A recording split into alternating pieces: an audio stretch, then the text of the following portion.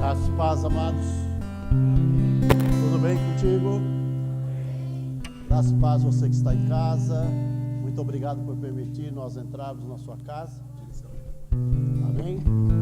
Glória a Deus. Grande é o nome santo do Senhor. Amados, nós estamos dentro do mês ainda, onde falamos sobre igreja.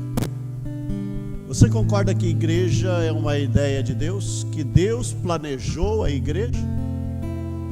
E Deus planejou a igreja de uma maneira tão eficaz e tão sábia, que Ele organizou a igreja para que a igreja fosse totalmente regida por Ele.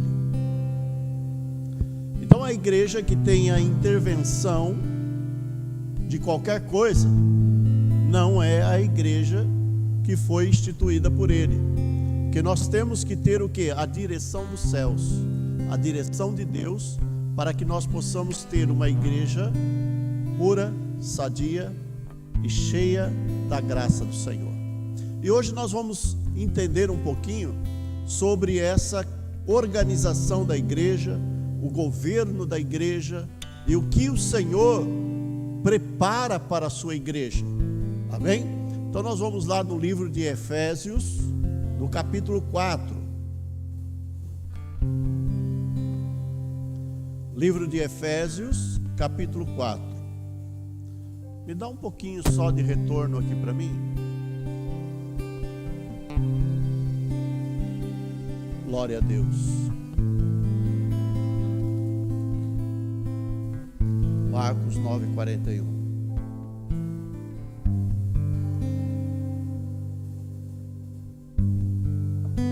Amém, amados? Vamos lá, Efésios capítulo 4. Diz assim a palavra: Rogo-vos, pois, eu, o prisioneiro no Senhor, que andeis como é digno da vocação com que fostes chamados, com toda a humildade e mansidão, com longanimidade, suportando-vos uns aos outros em amor, procurando diligentemente guardar a unidade do Espírito no vínculo da paz. Há um só corpo, um só Espírito, como também fostes chamados em uma só esperança da vossa vocação.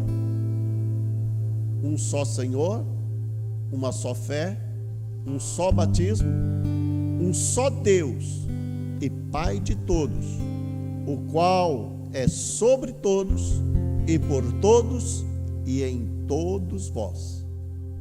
Mas cada um de nós foi dada a graça conforme a medida do dom de Cristo. Por isso, ele diz: quando subiu ao alto, levou o cativo o cativeiro e deu dons aos homens. Ora, que ele subiu, que significa, senão também desceu primeiro às partes mais baixas da terra? Aquele que desceu é também o mesmo que subiu muito acima de todos os céus, para que possa preencher todas as coisas. Ele deu uns como apóstolos, e outros como profetas, e outros como evangelistas, e outros como pastores e mestres, para o aperfeiçoamento dos santos, para a obra do ministério, para a edificação do corpo de Cristo, até que todos cheguemos à unidade da fé e do conhecimento do Filho de Deus, ao estado de homem perfeito, à medida da estatura da plenitude de Cristo, para que não sejamos meninos, jogados de um lado para o outro, e levados ao redor por todo o vento de doutrina, pela artimanha dos homens, pela astúcia com que induzem ao erro.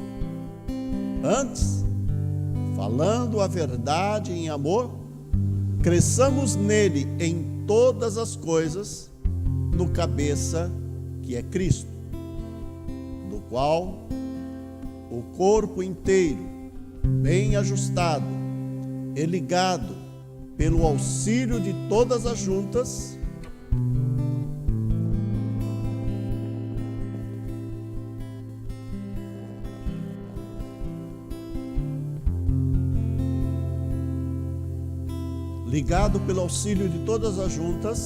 segundo a justa operação de cada parte, faz o que é seu próprio aumento para a edificação de si mesmo em amor.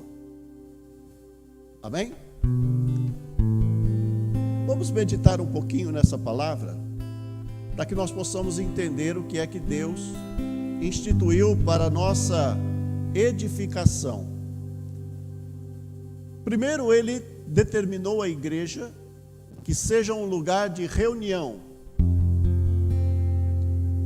E esse lugar de reunião precisa ter regras.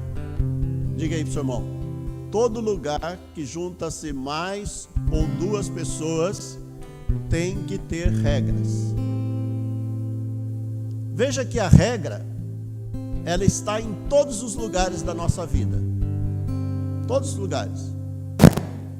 Até mesmo para você pegar um ônibus aqui no nosso estado de São Paulo, da nossa capital, São Paulo, para você pegar um ônibus, você tem que entrar pela porta dianteira e descer pela porta traseira. Isto é uma regra. Aí, se eu quiser entrar pela porta traseira, o motorista não vai abrir para você na porta traseira, porque tem uma regra, você tem que entrar por ali. Você trabalha, você tem uma regra. Olha, você precisa chegar a tal hora, ir lá na chapeira, bater o seu cartão ou assinar o ponto de entrada, porque esta é a regra. E a igreja de Deus tem regra? Tem. E aqui Deus coloca uma primeira regra. Qual é a primeira regra? Ele diz: olha, amados, eu sou prisioneiro de Cristo, ou seja, já não sou eu mais quem vivo, mas agora é Cristo que vive em mim. E como eu vivo em Cristo, eu preciso obedecer uma regra. E qual é a regra? Que eu seja fiel na vocação que eu fui chamado. Essa é a primeira regra. Deus me chamou para fazer algo na sua casa. Deus colocou um trabalho na minha mão. Deus me deu a oportunidade de louvá-lo, de glorificá-lo, de fazer com que o nome dele seja exaltado. E para isso ele estabeleceu algumas regras. E a primeira regra é que a minha fidelidade para com o meu chamado seja notória. Pastor, mas como que eu posso ser fiel ao meu chamado se eu ainda não compreendi o meu chamado? Um chamado universal. Ide por todo mundo e pregai o Evangelho. Esse é o primeiro chamado universal. Ide por todo mundo e pregai o Evangelho a toda criatura, para que todo aquele que nele crê não pereça, mas tenha vida eterna. Então esse é o meu primeiro chamado. Então você não precisa falar nada para o seu irmão, mas só aponta para ele e fala assim: ó, você está entendendo aí? Ó? Você está entendendo que esse chamado que você tem, esse chamado é universal e você precisa pregar o Evangelho? Que você precisa falar do amor de Deus para as pessoas?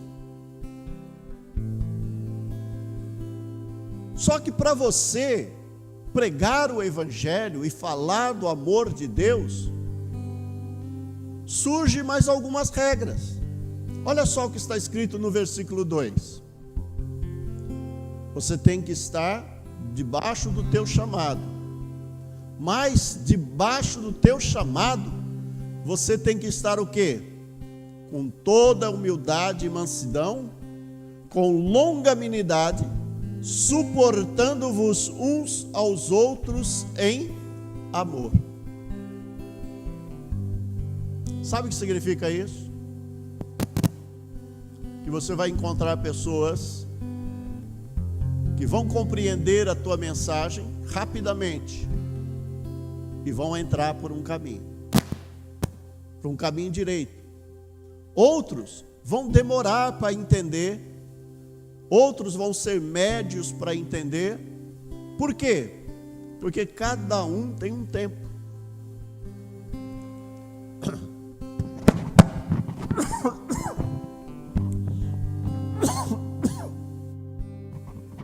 Como cada um tem um tempo,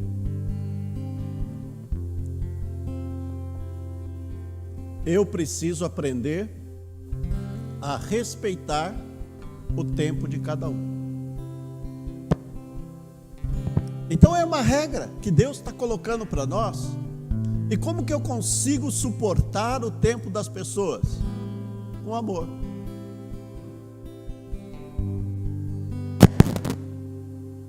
E quando nós falamos da chamada de Deus,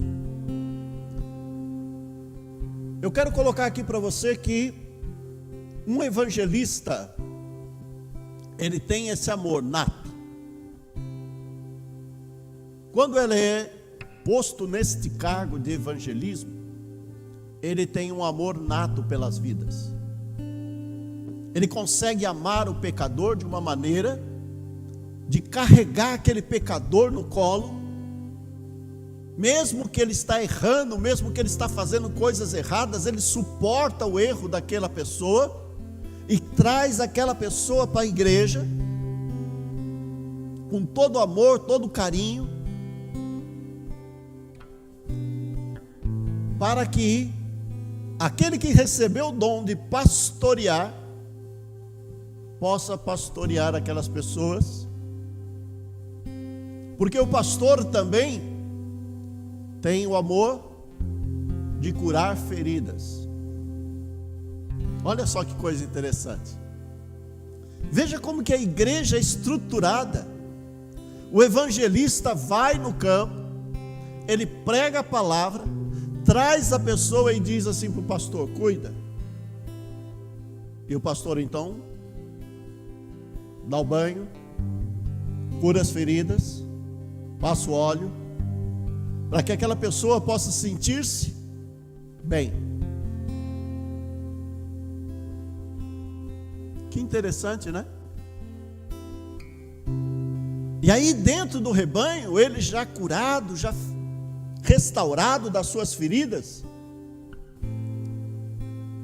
nós precisamos agora fazer com que ele possa entrar no nível do conhecimento. E aí então entra o mestre, que vai ensinar aquela pessoa a guardar todos os ensinamentos, todas as coisas. E ele vai preparar essa pessoa de uma tal forma nos seus ensinamentos, que ele vai chegar no estágio que está você aqui agora, sentado, ouvindo, anotando, guardando, para sair daqui fazendo o trabalho de um evangelista. Você entendeu a estrutura da igreja? Você está entendendo como que Deus trabalha? E isso para quê, amados? Olha o versículo 3. Procurando diligentemente guardar a unidade do Espírito no vínculo da paz. Ou seja, a palavra de Deus diz assim: quando estiveres em vós, tenha paz com todos. O que é isso? Quando estiveres em vós, tenha paz com todos. Porque é muito fácil eu ter paz com todo mundo quando eu sou usado por Deus e sou movido pelo Espírito para levar a palavra. Deus está me usando em mistérios, Deus está me usando em seus dons preciosos. Nesse momento eu estou cheio do Espírito, estou cheio da paz e tenho paz com todos. Nesse momento. Mas a hora que eu não estou sendo usado, na hora que eu não estou sendo um instrumento, eu estou na minha vida natural, no meu cotidiano, eu preciso ter paz com todos. Por quê, pastor? Para que você não feche as portas do Evangelho, para que você não feche a possibilidade de pregar a palavra de Deus para aquela pessoa. Imagina você: eu não tenho paz com o meu vizinho, eu não suporto o meu vizinho, eu brigo com o meu vizinho todos os dias. Qual é a porta que está aberta para você pregar o Evangelho? Tem porta aberta para você pregar o Evangelho? Fatalmente não. Por quê? Porque se você abrir a boca para o seu vizinho e quiser falar com ele sobre o Evangelho, você vai ser escarnecido, você vai ser porta de escândalo. Está compreendendo isso? Então, quando o Senhor Ele institui para nós: olha, tenha paz com todos. Quando você estiver em vós, tenha paz com todos. Tenha paz com o seu vizinho, com o seu amigo, com o seu inimigo. Tenha paz com todos. Para que a porta do Evangelho, para que o trabalho que você foi chamado, para que a tua vocação de evangelista não seja podada, não seja excluída da tua vida.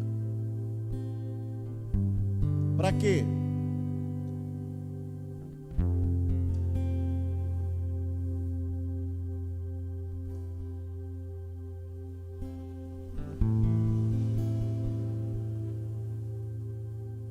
Porque nós temos o quê?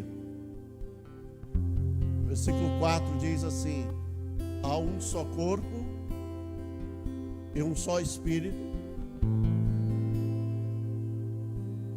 como também fostes chamados em uma só esperança da vossa vocação. Um só Senhor, uma só fé, um só batismo. Um só Deus e Pai de todos, o qual é sobre todos e por todos e em todos vós. Ou seja, até mesmo aquela pessoa que você tem um pé atrás com ela, nela também habita o Espírito de Deus, porque o sopro de vida também veio sobre ela. Talvez ela não tenha o entendimento que você tem, talvez ela não conheça Deus como você conhece, mas é uma pessoa que está na expectativa da manifestação dos filhos de Deus. Então, como ela está na expectativa da manifestação dos filhos de Deus, ela espera algo diferente de você. Principalmente quando essa pessoa sabe evangélica. A Maria é evangélica. Então eu vou conversar com ela porque dela eu sei que vai sair alguma coisa gostosa. Eu vou conversar com o José, eu sei que dele vai sair uma coisa gostosa. Porque os frutos que você produz têm que ser diferentes dos frutos que o mundo produz. Porque se você começar a produzir frutos semelhantes ao mundo, que diferença há entre a luz e as trevas? Que diferença há em você estar na igreja? Que diferença há você ter aprendido do Senhor os rudimentos? Que diferença há de você ter aprendido a estar na presença de Deus ou não? Se você comete as mesmas coisas, se você faz as mesmas coisas que o mundo faz. Existe uma frase que muitas pessoas usam: todo mundo faz isso. Mas olha aí para o seu irmão e diga assim: você não é todo mundo. Você é fruto de um trabalho de Deus.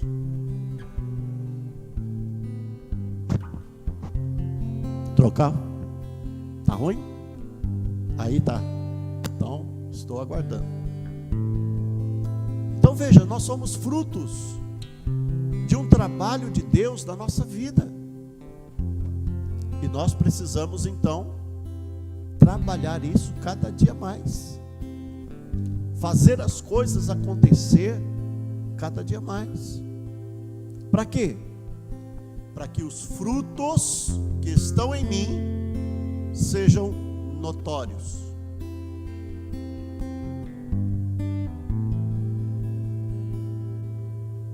Eu preciso produzir frutos. Você se lembra da pregação de João Batista? O que ele falava? Produzir frutos dignos de arrependimento.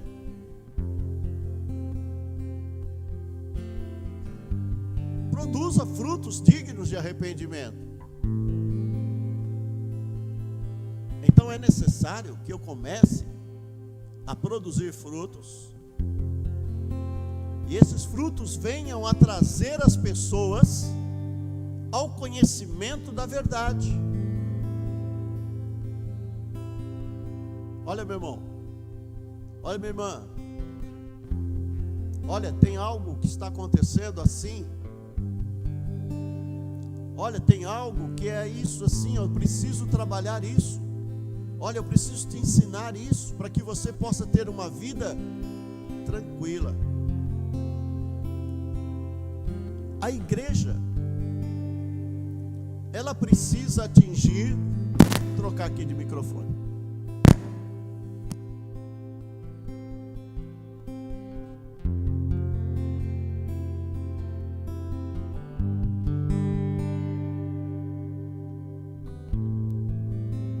Glória a Deus, amém. A igreja, ela precisa atingir todos. Quando o evangelho for pregado a toda criatura, verá o fim. Então, pensando nisso, que todas as pessoas precisam conhecer ou precisam ouvir o evangelho, para que ninguém chegue na presença de Deus e diga: eu não ouvi, eu não sabia, eu nem sabia que existia Jesus. Será que tem hoje condições de alguém dizer que não sabia que existia Jesus?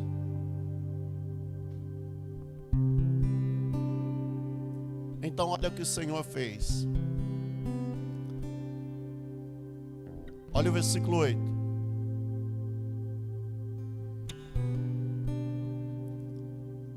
Por isso, ele diz: quando subiu ao alto, levou o cativo o cativeiro e deu dons aos homens. Ora, que ele subiu, que significa, senão que também desceu ao primeiro às portas mais baixas da terra. Aquele que desceu é também o mesmo que subiu muito acima de todos os céus, para que possa preencher todas as coisas. Vamos entender isso. A palavra de Deus diz que quando Jesus deu brado na cruz do Calvário, ele foi colocado lá no sepulcro e ressuscitou ao terceiro dia. Se você ler os evangelhos, você vai ver que há um testemunho dos apóstolos que diz o seguinte: que eles viram a Jesus, como também viram mais de 500 pessoas que já tinham morrido e que ressuscitaram. Olha, vamos entender isso. O que é que aconteceu? Que fenômeno foi esse que Paulo está falando aqui para nós? Paulo já disse isso lá em 1 Coríntios, no capítulo 15. E ele disse: ó morte, onde está a tua vitória? Ó inferno, onde estão os teus agrilhões? Por quê? Porque desceu Jesus na mansão dos mortos, pregou para os cativos que estavam em cativeiro, porque a morte, amados, era a prisão de todos aqueles que haviam morrido e que não tinham direito de ressurreição. Eles ficavam cativos, presos. E Jesus então, descendo lá, pregou para eles, e todos aqueles que disseram: eu quero, eu te aceito, eu te louvo, então vão, vem comigo, vem comigo. Nós vamos aguardar agora a chamada final. E quando vai ser a chamada final? Vai ser no juízo.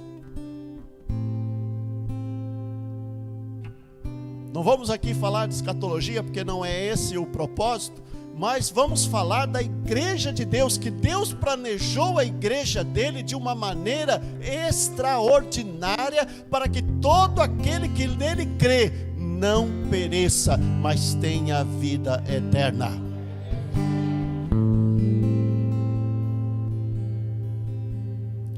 E aí ele organizou a igreja. Olha o versículo 11.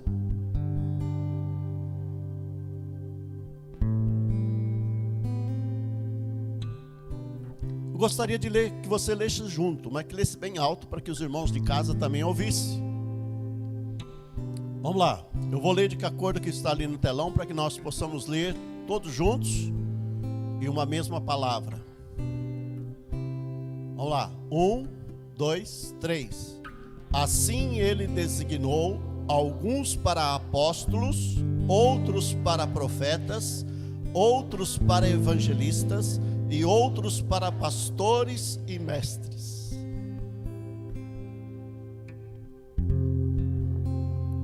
O que significa isso, amados? O título apóstolo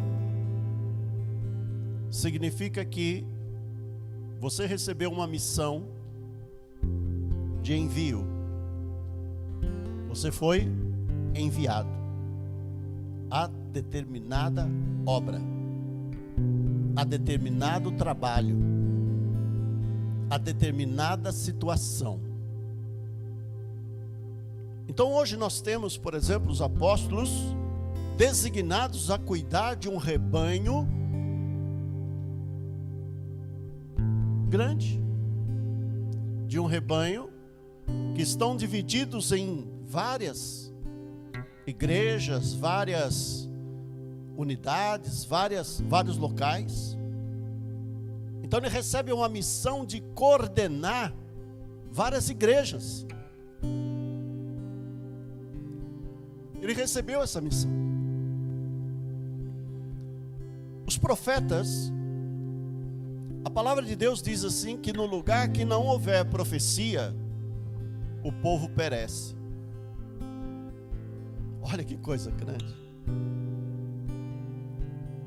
Creia nos teus profetas e prosperareis.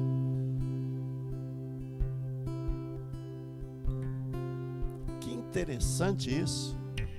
Então o profeta, ele precisa estar estabelecido na igreja, para que a igreja seja o quê? Próspera. Para a igreja ser o quê? Abençoada. Então nós precisamos de profetas. Veja que todo rei que foi instituído tinha um grupo de profetas que o auxiliavam. Davi, ele tinha o profeta Natã, que sempre estava lá visitando ele. Davi, eis que o Senhor te diz, Davi, faz isso. Davi, olha, é assim, Davi.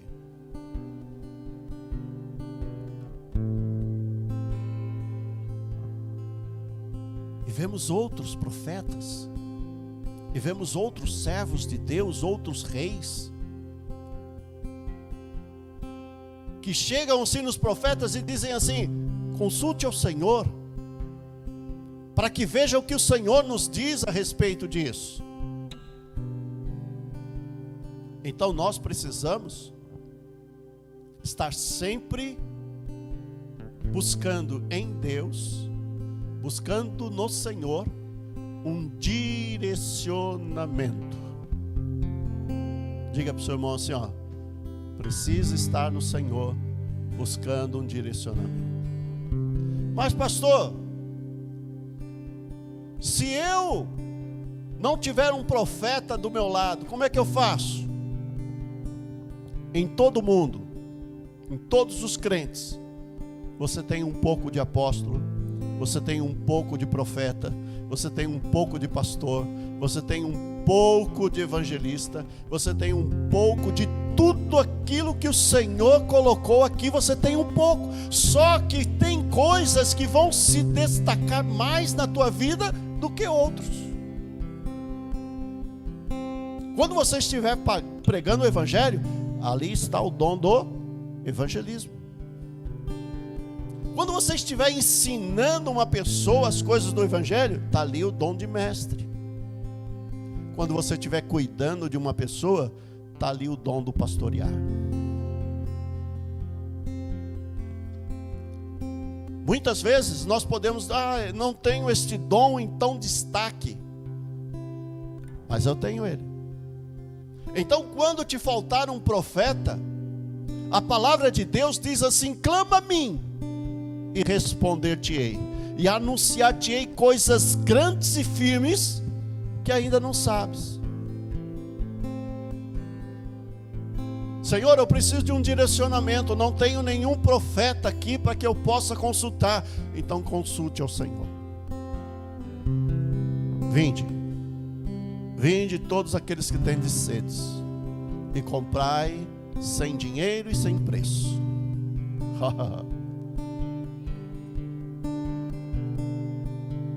Vende. Vem. Eu vou dar para vocês o que vocês precisam. Para quê? Para que, pastor, tudo isso? Vamos ver lá no versículo 12. Para que tudo isso? Com o propósito para aperfeiçoamento dos santos, para a obra do ministério, para a edificação do corpo de Cristo. com o propósito de aperfeiçoar os santos para a obra do ministério, para que o corpo de Cristo seja edificado. Então eu vou ter o quê? A igreja de Deus edificada nos fundamentos. Eu vou ter a igreja do Senhor edificada em fundamentos sólidos, que é a palavra de Deus. Veja, eu vou aprender a palavra, eu vou ouvir a palavra, eu vou mastigar a palavra, eu vou compreender a palavra, e depois que eu compreendi, que eu fui aperfeiçoado na palavra, aí então eu vou distribuir aquilo que eu aprendi. Olha que coisa gostosa. Essa é a igreja planejada por Deus. Pastor, mas até quando que eu vou fazer isso? Até que dia que eu tenho que fazer esse trabalho? Vamos ver lá no versículo 13. Até que todos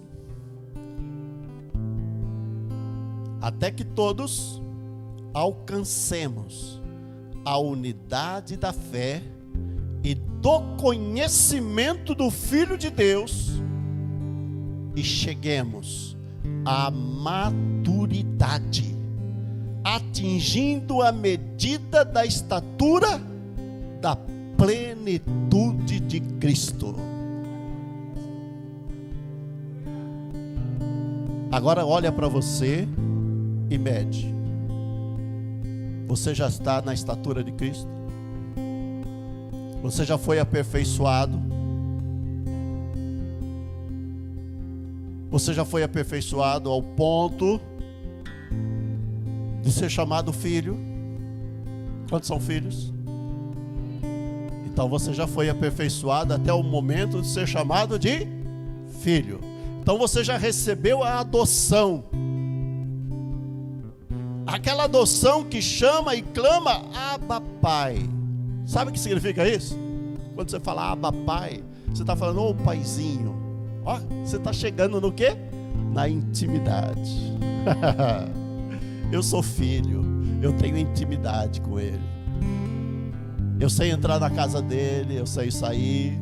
Quando você entra na casa do teu pai, quando você entra na casa dos teus pais, né? Você tem liberdade de abrir a geladeira? Hein, amados? Tem ou não?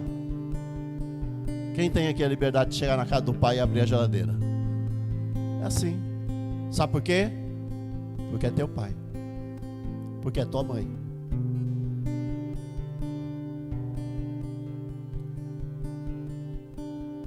E aí, com essa liberdade, eu consigo falar coisas para ele e dizer coisas para ele que eu não diria para o estranho. Eu não falaria para o estranho, porque eu não tenho liberdade.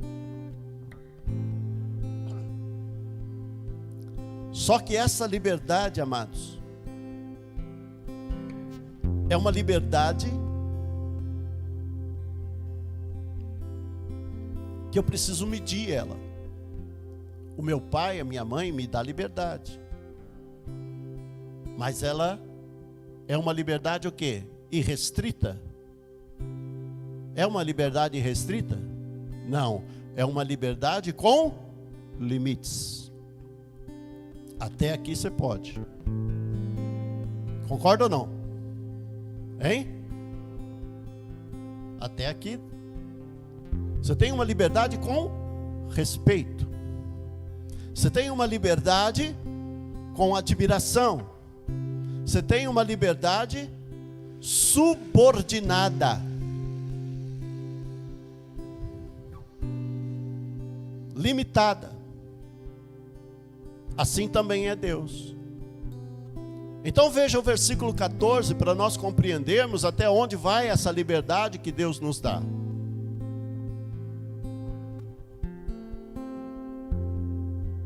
Olha lá. Para que não mais sejamos meninos ou crianças, levados de um lado para o outro.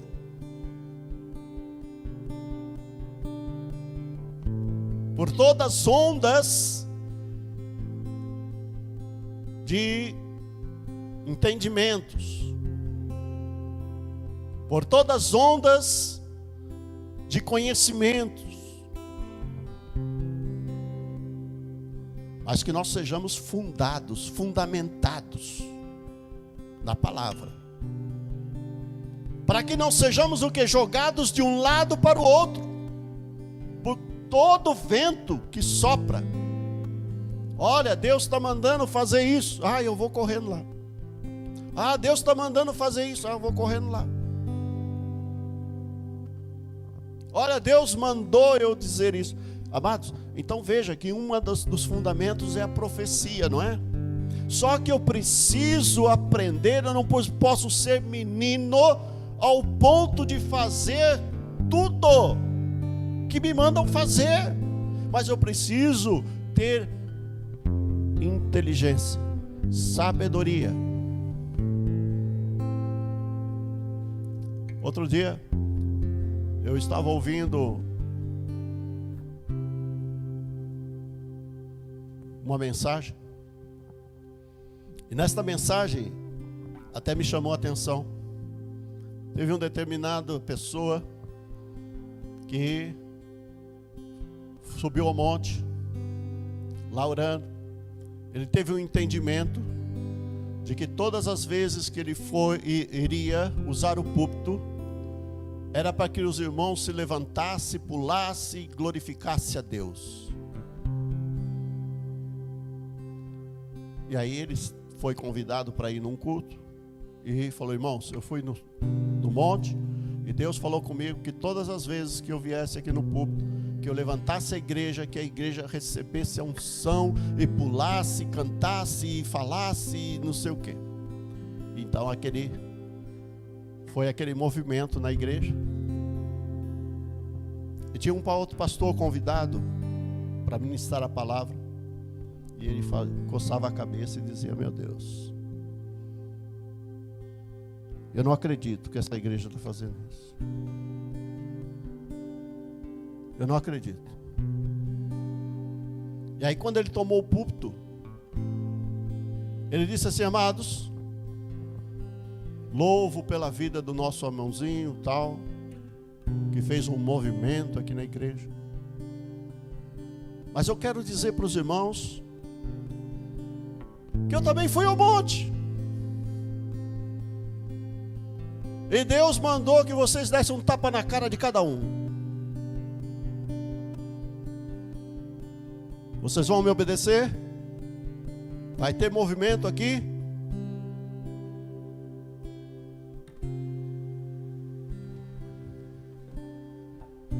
E aí trouxe uma grande reflexão para aquela igreja. Porque eu preciso entender o que é necessário para que eu sinta a presença de Deus. Para que Deus se manifeste na igreja, o que é necessário.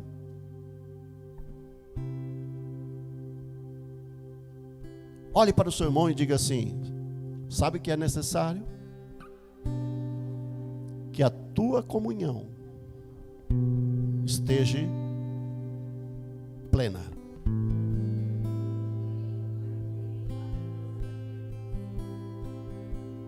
A sua comunhão tem que estar plena.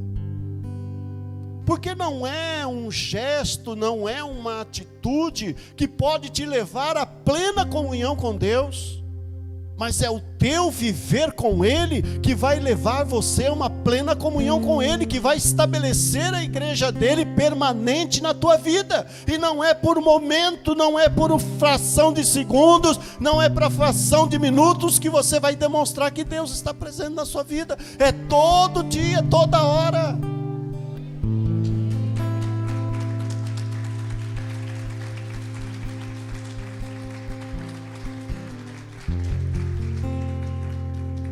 Por isso que esse versículo diz que pela malícia de certas pessoas que introduzem ou induzem os incautos ao erro, ou aqueles que não têm sabedoria. Eu quero dizer aqui que não sou contra, muito pelo contrário, você sentir a presença de Deus e você pular, glorificar e você falar em mistério com Deus, de maneira nenhuma. Mas que isso seja uma atitude consciente, uma atitude de verdadeira adoração a Deus, uma atitude de verdadeira sintonia com o Pai. E não simplesmente para o irmão que está do meu lado olhar e falar: oh, como ele é ousado, como ela é ousada. Você está entendendo? Pelos frutos conhecereis as árvores. Olha só o versículo 15.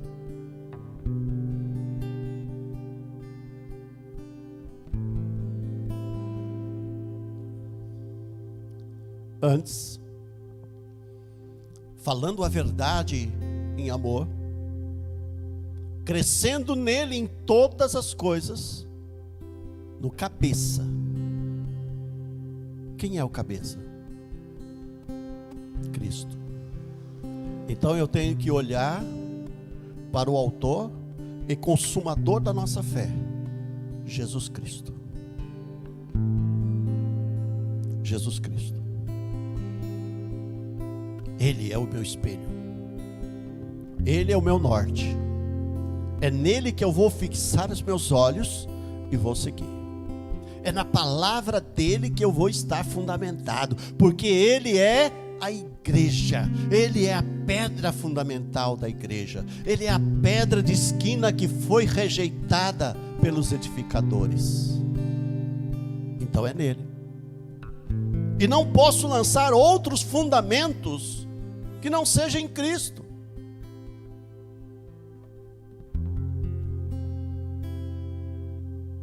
Versículo 16, para nós encerrarmos.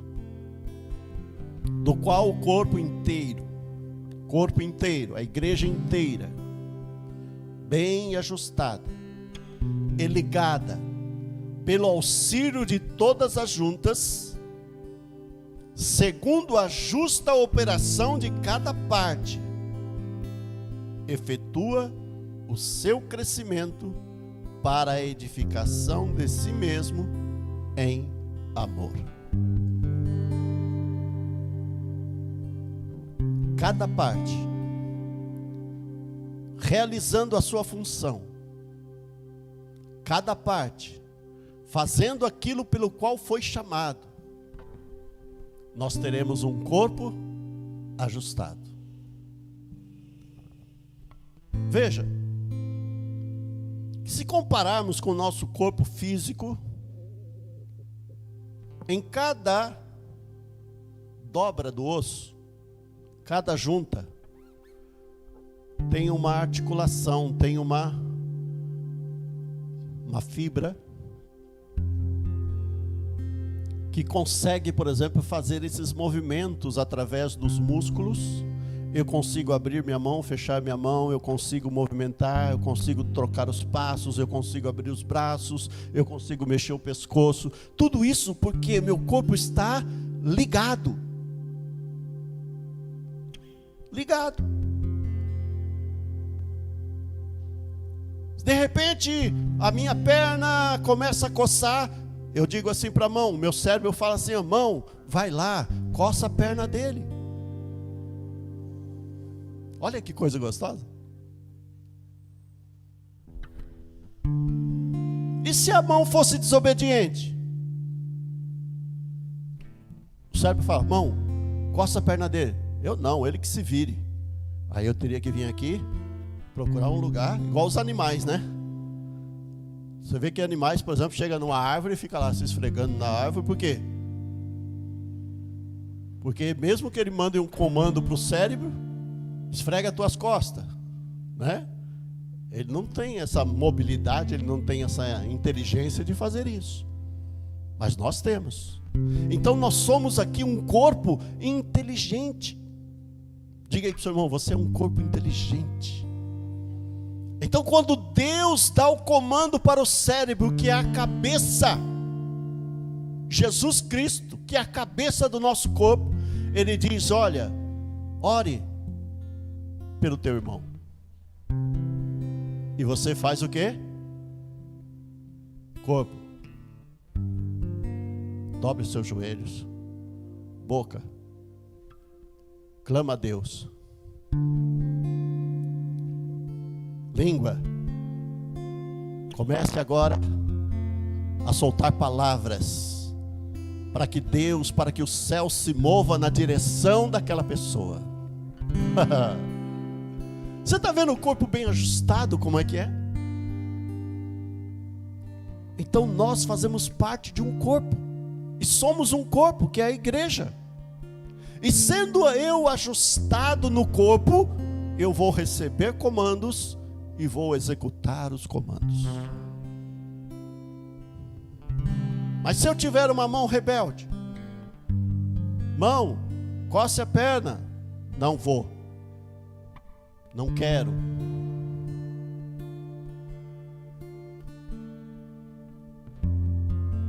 Aí Deus fala assim, mão esquerda, a mão direita não quer fazer, faça você. E ele vai lá e coça. Deu para entender? Aí eu começo a meditar e começo a olhar para a palavra, olhar para as coisas que acontecem. Sempre quando alguém diz assim, eu não aguento mais, eu estou cansado, Deus arruma substituto. Moisés disse assim, Deus, eu não aguento mais, é muito pesada essa carga. Deus falou assim, escolhe 70 homens do arraial, e eu tirarei de ti uma porção do Espírito e colocarei neles. Então Deus levanta 70 homens para ajudar Moisés. Elias entra na caverna chorando e diz, só eu fiquei por profeta, está muito pesado. Deus vai lá, tira ele da caverna e diz, olha, já tem um substituto para você.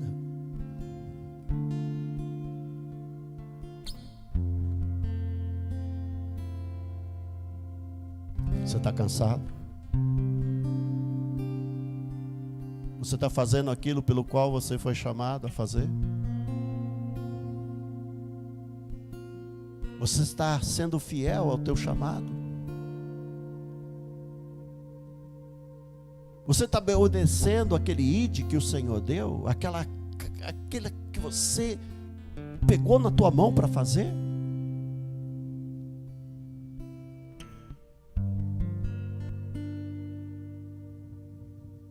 Deus, Ele tem projetos, Ele tem planos. E os projetos de Deus e os planos de Deus não se alteram quando uma pessoa não quer fazer.